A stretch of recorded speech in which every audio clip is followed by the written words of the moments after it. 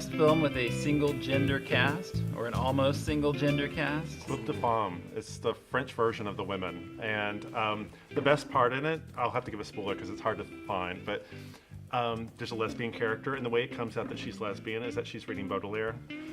Which film was this?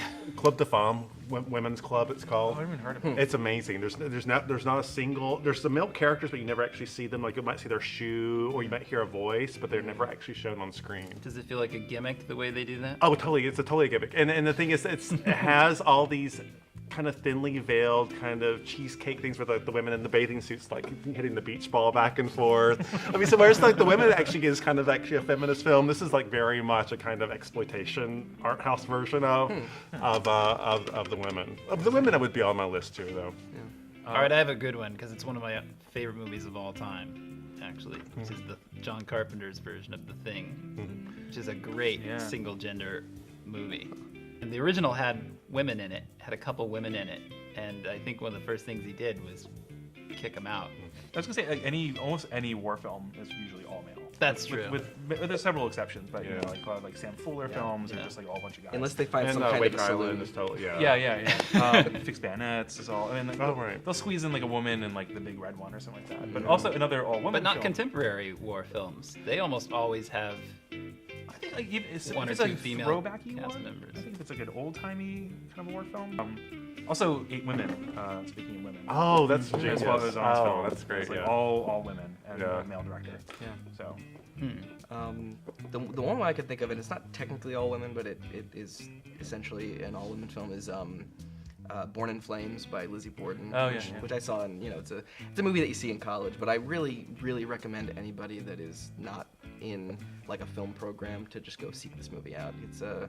It is It's actually on Netflix Instant. It's actually is it on Netflix Yep. Instant now? Wow, that's As well as her other film is on there too. Yeah, I mean, it's a really fascinating portrayal of working class women banding together to be punk music stars, I guess, is the closest I can come to capturing the essence of the movie. And Catherine Bigelow's in it. And Catherine Bigelow has a very wow, short cameo. Interesting.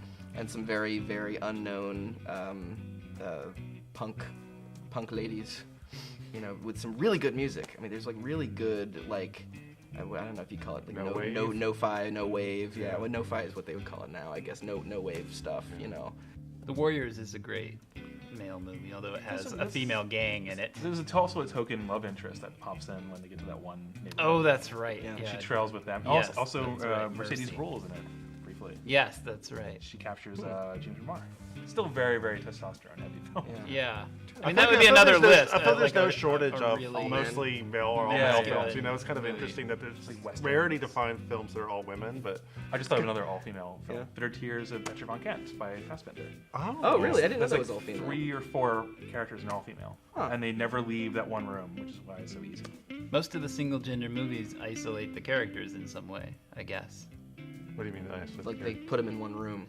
Yeah, or The women, cut they them don't. cut them Yeah. off. They go to Nevada for a divorce. Yeah. They like go to, it's like they go all over the place. Yeah, they go to department stores. Yeah. But they go to these spaces which are marked as women's spaces. So the department store, the spa, they go in the Dude Ranch, right? They go all these. Well, I guess we have to mention the Bechdel test here. Do you guys all know the Bechdel test, Alison Bechdel? The Bechdel test is, are there more than 2 women in this movie? Do they talk to each other about something other than a man? And you would be amazed at how many films fail this test. Yeah. Hurt Locker fails, Yeah. But directed by a woman. So. but directed by a woman. And that's all anybody could talk about when they mentioned that it was directed by a woman. Yeah. Can you Look what a believe it? masculine action movie Yeah, it is. right. It's almost impossible that she was able to direct it. How did she do it? Yeah, it's like how portrayals of ugly characters are only possible when the star is secretly gorgeous. Right. So Charlize Theron's allowed to win an Oscar. for that, That's right. but That's a whole other list. yeah.